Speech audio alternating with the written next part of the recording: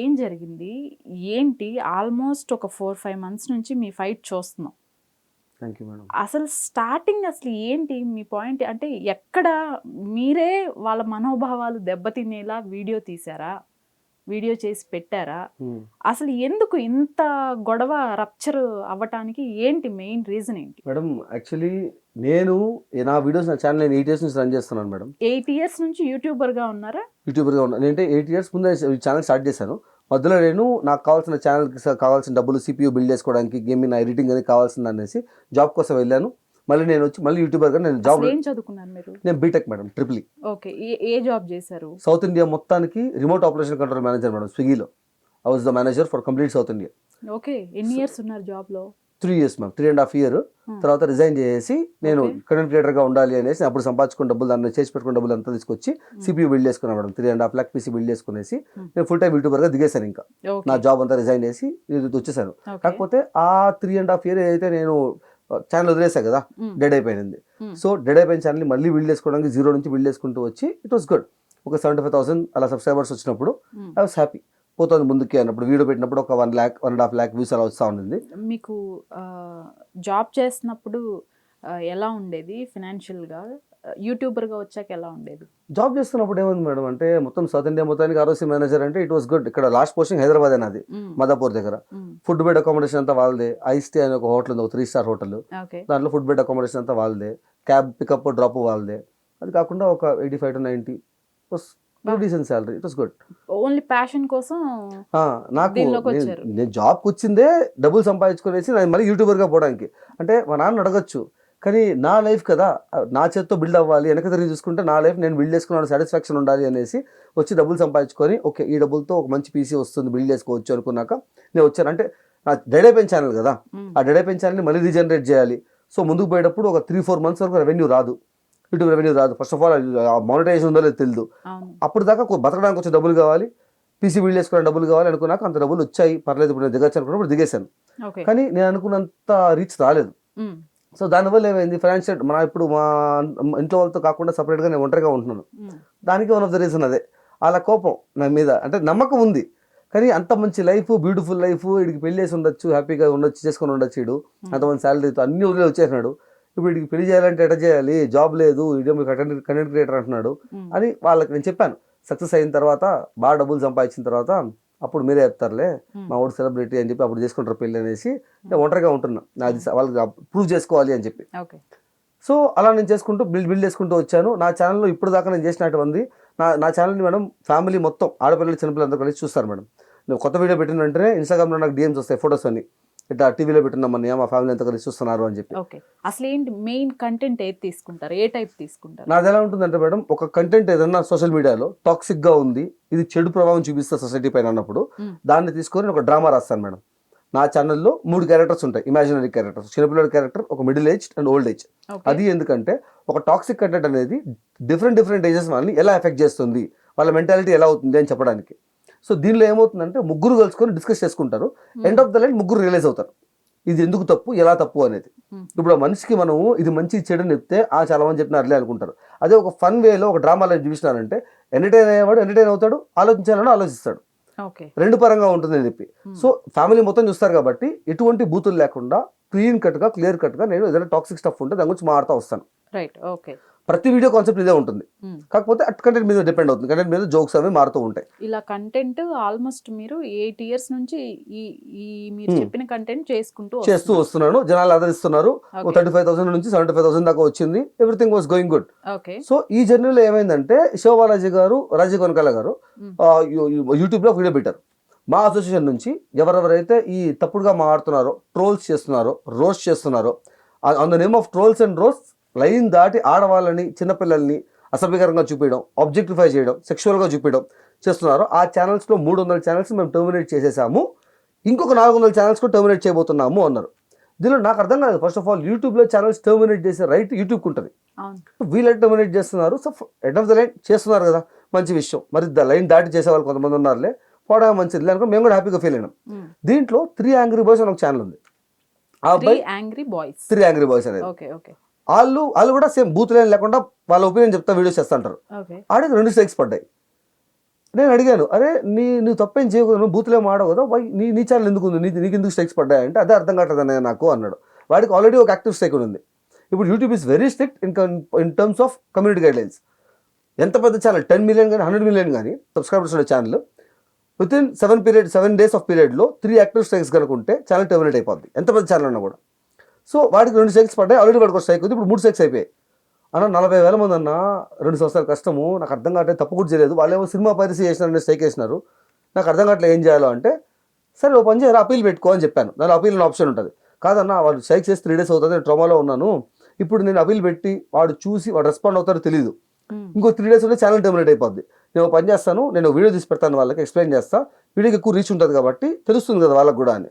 సరే నీ ఇష్టం రా అని చెప్పాను, నీ ఛానల్ నీ ఇష్టం అని. వాడు వీడియో తీసి పెట్టాడు, సార్ సినిమా పైరసీ చేయలేదు సార్, మీరు సినిమా పైరసీ స్ట్రైక్ చేశారు, హెరాస్మెంట్ ఉంటే హెరాస్మెంట్ స్ట్రైక్ చేయండి, నిజంగా హెరాస్మెంట్ చేస్తుంటే యూట్యూబ్ వీడియో డిలీట్ చేస్తుందని చేశాడు వాడు. దాని మీద ఇంకో స్ట్రైక్ వేశారు సినిమా పైరసీ అని చెప్పి. మొత్తం ఇప్పుడు 3 యాక్టివ్ స్ట్రైక్స్, ఒకటి వాడు ఆల్రెడీ ఉంది, 4 స్ట్రైక్లు మొత్తం వాడికి. ఇప్పుడు వాడు తల పడుకుని కూర్చొని డిప్రెషన్లోకి వెళ్ళిపోయినాడు, ఇంకో 2 రోజులు ఛానల్ పోతాడు. సరే ఇంకా నేను నా ర్యాండమ్ అదర్ వీడియోలో లాస్ట్ 2 minutes నేను మాట్లాడున్నాను, సార్ ఇట్లా మీరు ప్రక్షాళన చేస్తున్నాను, క్లీన్ చేస్తాను అన్నారు, మంచి విషయం, కానీ కొందరు స్ట్రైక్స్ పడకూడదు, వాళ్ళ మీద స్ట్రైక్స్ పడున్నాయి, వాడు ఇబ్బంది పడుతున్నాడు, స్ట్రైక్స్ ఉంటే కరెక్ట్ ప్రొసీజర్ ఉంటుంది, యూట్యూబ్కి కరెక్ట్గా చెప్పండి, నిజం చెప్పండి. హెరాస్మెంట్ ఇక్కడ ఒక విషయం, అసలు మీకు సంబంధమే లేదు, ఆ 3 యాంగ్రీ బాయ్స్ అనే అతని కోసం మీరు ఒక వీడియోలో మాట్లాడటం జరిగింది. లాస్ట్ 2 minutes నేను మాట్లాడాను అంతే మేడం, అంతే చెప్పాను అంతే. స్టార్టింగ్ ఇదే, అది కూడా సపోర్ట్ చేయలేదు నేను. ఓకే, నిజంగా అబ్బాయి హెరాస్మెంట్ చేస్తుంటే యూట్యూబ్కి హెరాస్మెంట్ అని కంప్లైంట్ ఇవ్వండి, అది చూస్తుంది, నిజంగా హెరాస్మెంట్ తీయేస్తుంది. లేదనుకుంటే మీకు అది కూడా నచ్చలేదు, వాడి ముందు కాంటాక్ట్ అవ్వండి, బాబు నువ్వు వీడియో చేసినావు అది మాకు నచ్చలేదు తీసే అని చెప్పండి. అంటే తీనంటే అప్పుడు స్ట్రైక్ వేయాలి, మీరు కంప్లైంట్ చేయాలి కదా యూట్యూబ్కి. అది బానేసి సినిమా రేట్లు మీ దగ్గర ఉన్నాయి కదా అనేసి సినిమా పైరసీ స్ట్రైక్ వేయడం కరెక్ట్ కాదండి. వాడికి అవగాహన ఉన్నా ఇప్పుడు టైం పడుతుంది కాబట్టి వాడు బాధపడుతున్నాడు, యూజ్ ద రైట్ పాత్ అని చెప్పాను అంతే. ఓకే, నెక్స్ట్ డే మా అసోసియేషన్ నుంచి ఒక ప్రెస్ నోట్ రిలీజ్ అయింది, ఈ 18 ఛానల్స్ని మేము టర్మినేట్ చేసేసాము అని చెప్పి. అందులో 15 ఛానల్ నాది. ఎన్నో channel? 15, 15th number. I was like, అరే నేను మిమ్మల్ని ఒక మాట అనింది లేదు, ఇది సాఫ్ట్ కాపీస్ అన్నీ ఉన్నాయి మేడం, మీకు ఇస్తాను, జనాలు చూపించండి, ప్రజలకు తెలియాలి. అదే మేడం 15th ఛానల్ నాది, కింగ్ చంద్రహాస్. నెక్స్ట్ డే అది, అరే నేను మిమ్మల్ని ఒక మాట అనింది లేదు, నేనేం ఆడలేదు, ఇది తప్పయ్యా, రైట్ ప్రొసీజర్ ఫాలో అవ్వండి అని ఛానల్ టర్మినేట్ చేస్తారా మీరు అనేసి నేను ఒక వీడియో చేసి పెట్టాను మేడం. వీడియో చేసే ముందు నాకు ఈ కన్ఫ్యూజన్లో ఉన్నాను నేను, ఎందుకంటే నాకు వీళ్ళు టర్మినేటెడ్ అన్నారు, నా ఛానల్కి స్ట్రైక్స్ పడలా, ఒక స్ట్రైక్ లేదు, వీళ్ళ నుంచి కాంటాక్ట్ లేదు, యూట్యూబ్ నుంచి ఇన్ఫర్మేషన్ లేదు, వీళ్ళు టర్మినేటెడ్ అంటున్నారు, నా ఛానల్ బాగానే ఉంది. కన్ఫ్యూజన్ అయినప్పుడు నాకు కంటెంట్ క్రియేటర్ ఒక మెసేజ్ చేసినాడు, నెంబర్ పెట్టాను అర్జెంట్గా మాడాలి అని చెప్పి. ఏమైంది అంటే ఆ అబ్బాయి అన్నాడు అనమాట, నీకు స్ట్రైక్స్ పడలేదు, యూట్యూబ్ వాడేం చెప్పలేదు, వాళ్ళు నేను కాంటాక్ట్ అవ్వలేదు, కానీ టర్మినేటర్ అన్నారు. అవునా అని, అవును అంటే నీకు ఎక్కడ తెలుసు, ఫస్ట్ ఆఫ్ ఆల్ నేను నీకేం చెప్పలేదు కదా అంటే, నేను అలాంటి బాధ్యతనే, ఇదేం చేస్తారంటే నువ్వు కామ్గా ఉంటావు, నాకు టర్మినేట్ అవ్వలేదు కదా, రిలాక్స్ ఫేక్ ఇన్ఫర్మేషన్ అనేసి ఒకేసారి 15 స్ట్రైక్లు పడతాయి నీ మీద, డిఫరెంట్ ఎంసీఎన్ కంపెనీస్ నుంచి.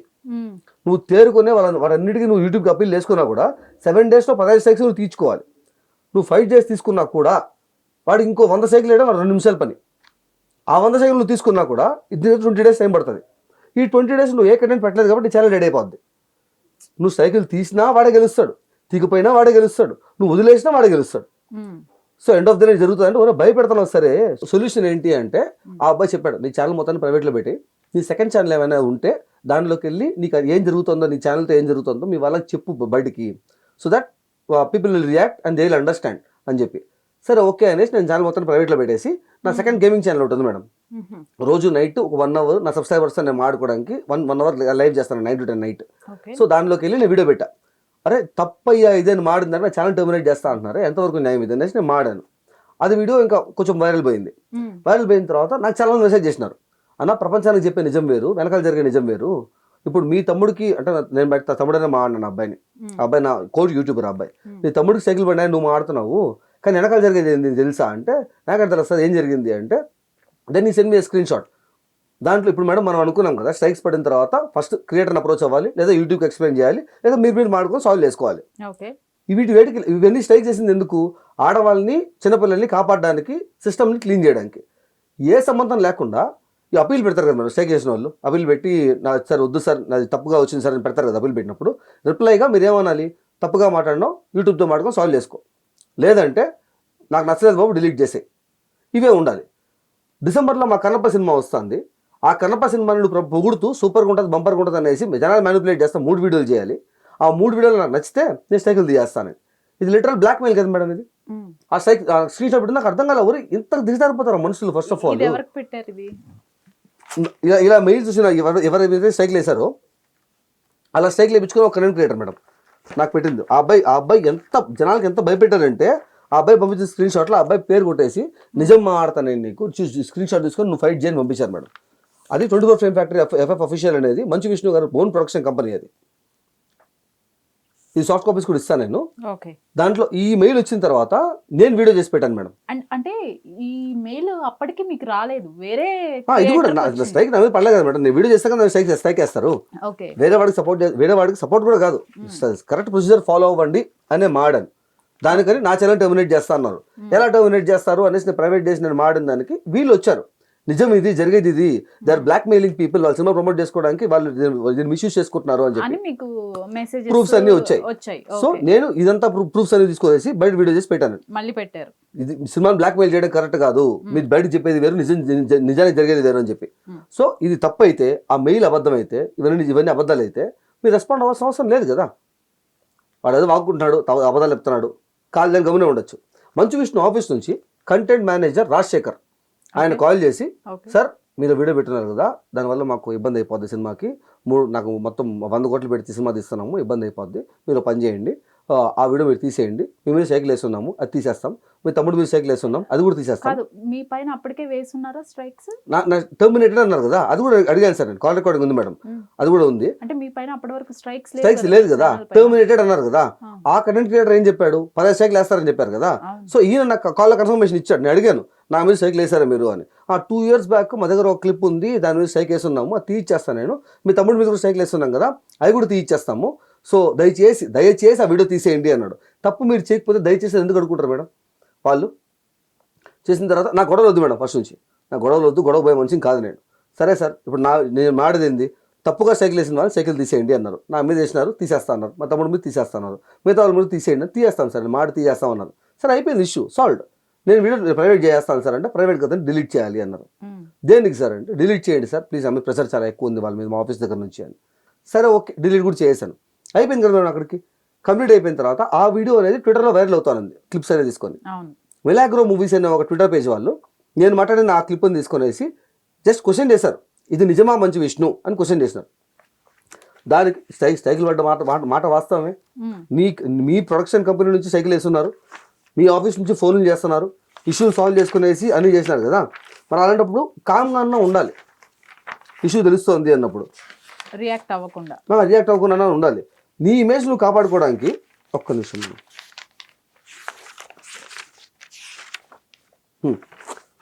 నీ ఇమేజ్ నువ్వు కాపాడుకోవడానికి వాళ్ళు అడిగిన దానికి కిందకు వచ్చి నీ పర్సనల్ ఐడితో, మంచు విష్ణు గారు పర్సనల్ ఐడితో అడిగొచ్చి ఫాల్స్ నరేటివ్స్, దీనికి మాకే సంబంధం లేదు, ఆ మెయిల్ ఐడికి మాకు సంబంధం లేదు అనేసి ఒక ట్వీట్ చేసి వెళ్ళిపోయారు ఆయన ఒరిజినల్ ఐడితో.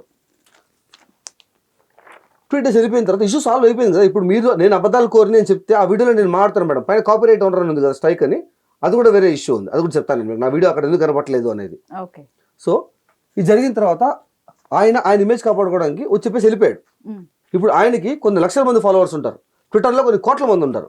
నాకు పక్క రోజు నుంచి పెద్దవాళ్ళ పేరు చెప్పుకొని బతకాలనుకుంటున్నా, సిగ్గుందరా నీకు అనేసి ఇన్బాక్స్లో full of hate messages. So ఇప్పుడు నేను నా మీద నిందేసావు కదా నువ్వు, నేను అబద్ధం అయితే ఈ మెయిల్స్ అబద్ధం అయి ఉండాలి, రాజశేఖర్ అబద్ధం అయి ఉండాలి, నాకు వచ్చిన కాల్స్ అబద్ధం అయి ఉండాలి, ఇవన్నీ కూడా అబద్ధాలే కదా. నేను కాల్ రికార్డ్ ఆ కాల్ రికార్డ్స్ అవన్నీ చేసి పెట్టుకున్నాను నేను, I know with whom I'm fighting, అందుకని నేను జాగ్రత్తగా ఉన్నాను. ఆ కాల్ రికార్డ్స్ అన్నీ తీసి ఇంకో వీడియో తీసి పెట్టాను.